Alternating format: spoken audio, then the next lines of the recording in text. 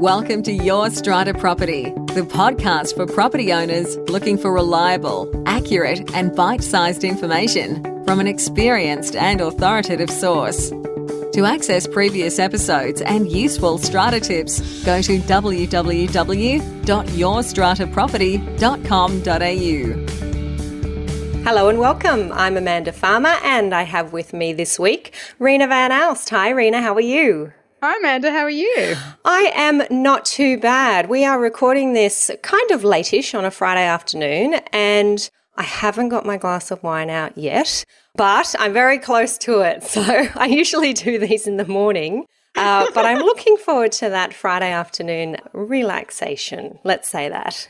Yeah, me too. I've just got a bit of work to catch up on, but yeah, I'm definitely going to have a glass of wine at my desk.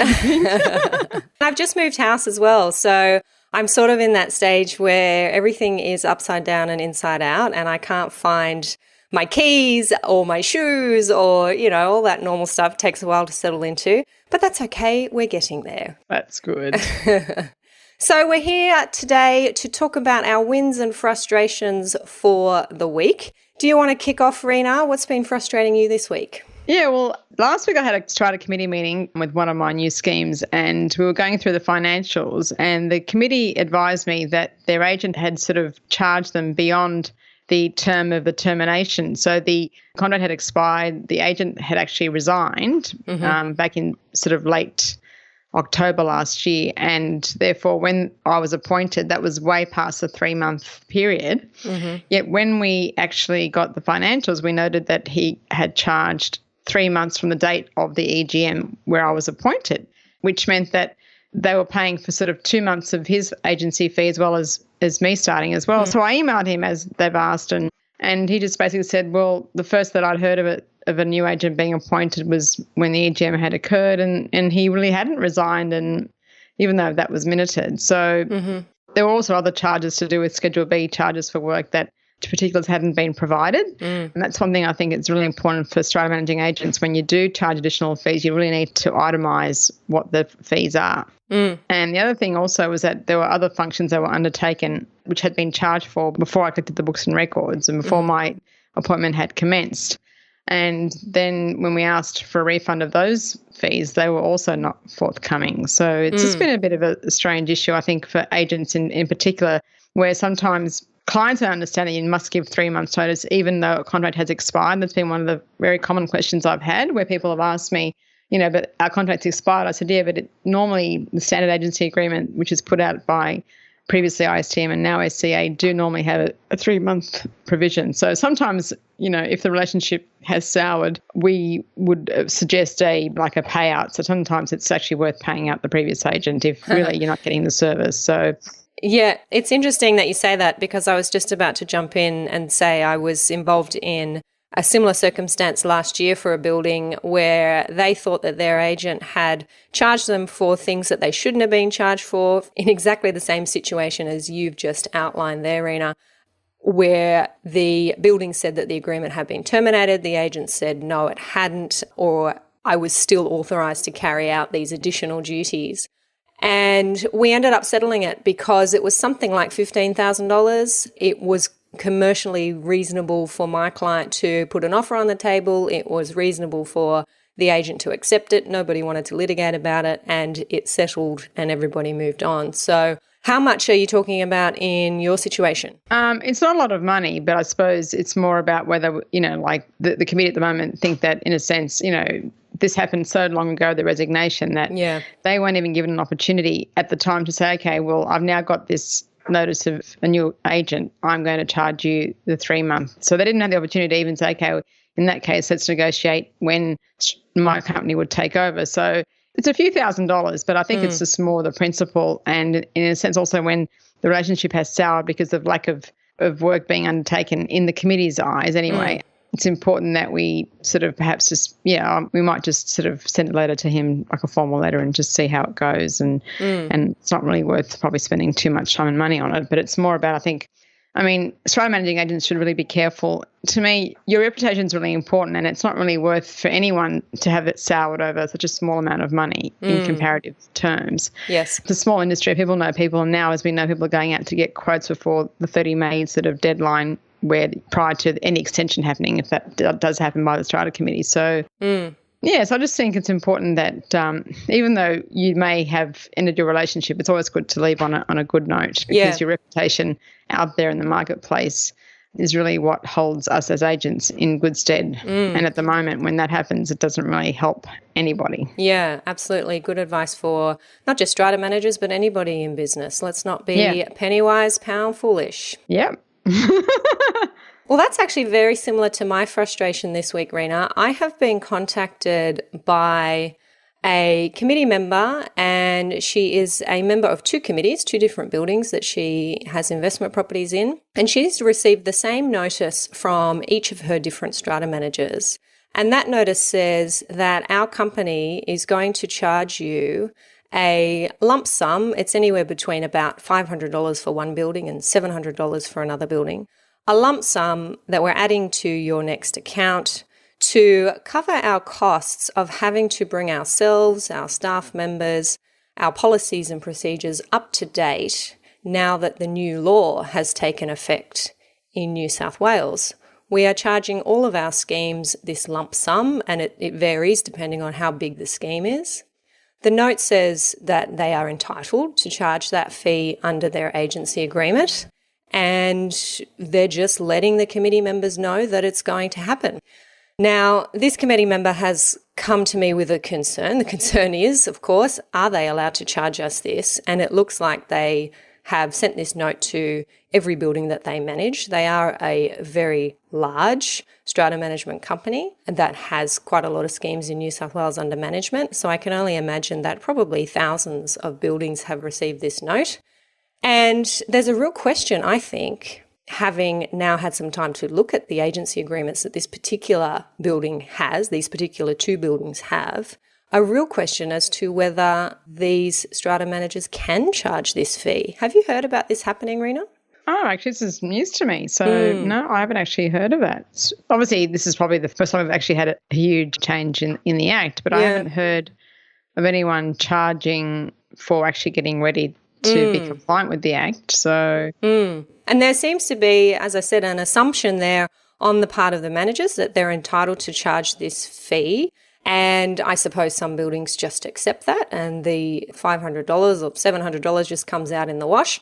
But other buildings, like where this particular lady is on the committee, are questioning and saying, is this legal? And it's something that I'm still looking at and still taking instructions on. So I haven't formed a fixed view, but I am interested to know if there are other committee members, other lot owners, even strata managers out there who are aware of this happening, have had similar concerns, even lawyers who might have given some advice on this. It's something that I think it's important for committee members and lot owners to be across, and to make sure that if you are being charged this fee, then the strata manager or the company that the strata manager works for has been able to point to the clause in the agency agreement that gives them the authority to charge that fee. That's the key there. Do they have authority under the agency agreement, and can they point to the clause that gives them that authority? If they can't point to their authority, then query whether they are legally able to recover that fee from you. Very interesting, actually. So I assume that the letter referenced a section, or... It didn't, no. The one that this particular committee member received and sent on to me, it didn't reference the section of the agency agreement they were relying on. I think it might have made a general reference to the fact that they're authorised to do it, and so they're doing it. But certainly came as a bit of a shock to this committee member, understandably so, that the first she heard about it was in this email letter. So perhaps, again, another lesson for agents, maybe pick up the phone to your chair people and committee members to talk about something like that, because it certainly hasn't gone down well with this particular committee member, and she's an owner in two different buildings, and I imagine that's indicative of a larger proportion there. And managers are probably fielding calls about this, and maybe it could have been dealt with in a different way. Yeah, I think you're right, Amanda. Sometimes it's not what you do, it's how you do it. So, absolutely. yeah, I suppose, maybe it would have been good perhaps if the strata manager might have telephoned the chairperson or the person who's the main contact and perhaps spoken about it. But then again, if it's a large company, they would have a lot of schemes under management. That may have been a difficult thing to try and ring everybody and tell them. So, yeah, it's a tricky one. Yeah, so we'll see how that one plays out. But definitely, if you've received this kind of a note and you've got a concern about it, don't hesitate to get in touch with me. Amanda@yourstrataproperty.com.au is my email. And I'd be happy to just have a preliminary chat with you about how that fee might have come about and whether or not I think it's legal. Let's move on to our wins for the week. Reena, what has gone well for you this week? Well, this week I had some committee members of a strata scheme contact me about having an EGM convened on their behalf to pass some what they call now common property rights bylaws, which is previously the special privilege bylaws. And there was a subdivision that had already occurred, and this was sort of omitted from those motions at the time. So now the lawyer acting for those particular lots had emailed them and said, we need to obviously pass this as well now. And unfortunately, the managing agent had already issued an agenda and refused to add those motions or reissue the agenda, even though there was still time to reissue the agenda. Anyway, so I ended up just telling them that it was just best to convene another general meeting just straight after the other one, even though they already had one the day before. There's a bit of a split committee in this particular case, and some people don't want to support these bylaws, and so therefore they were trying to stifle the agenda being issued. I think it's important for managing agents to understand, in a sense, who has authority to ask you to convene a general meeting. So it's usually the secretary. I think it's 1/3 of owners requisitioning a general meeting, or the secretary. And so these two people are on the committee, and they had asked the committee on their behalf. There's obviously issues to do with who's going to pay for the general meeting.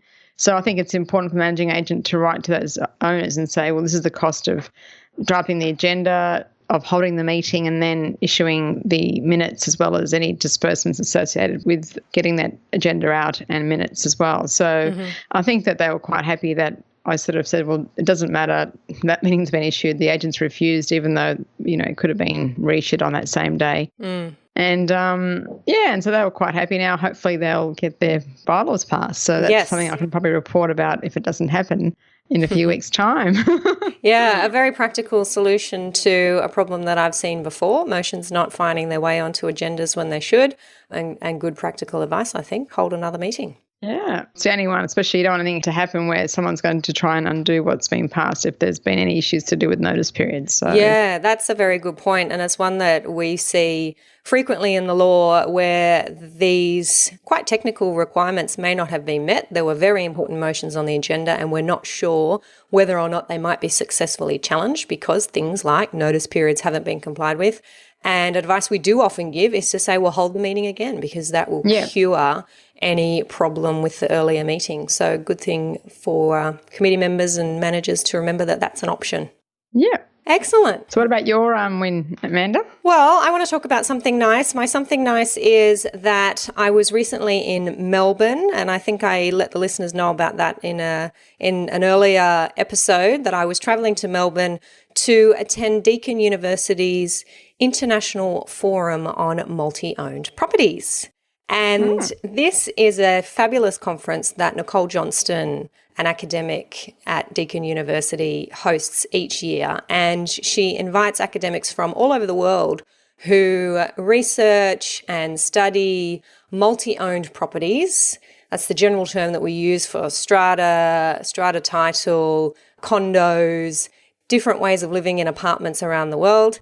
And these academics come from South Africa, they come from New Zealand, they come from China, and they let us know what they've been researching, present their papers, and it's also an opportunity to set the agenda for future research for all of these academics to get in the one room and say, okay, well, what kinds of things should we be looking into over the next year?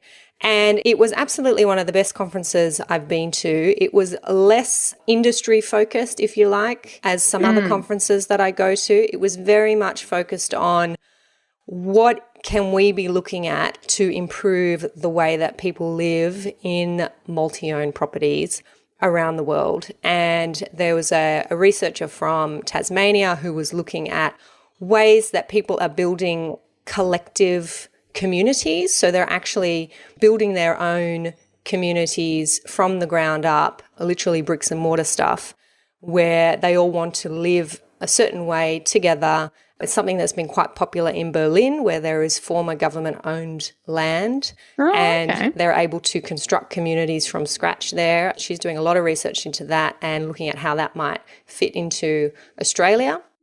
And it was just a great opportunity to see not only the different things that happen around the world, but how very similar we are. And we all have problems with pets, parties and parking, and noise and exactly renovations and Airbnb and yes, definitely. So I thought that was lovely, and I'm looking forward to it again next year. And hats off to Nicole Johnston, who puts that together. And I think it's just growing, and the reputation is really going strong with that. So I encourage anybody who hears about it next year to attend Deakin Uni's conference. Oh, it's wonderful. I think maybe I might get myself down there perhaps next year as well. Yeah, absolutely. You should.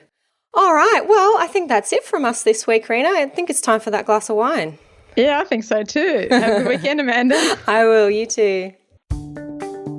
Thank you for listening to Your Strata Property, the podcast which consistently delivers to property owners reliable and accurate information about their strata property.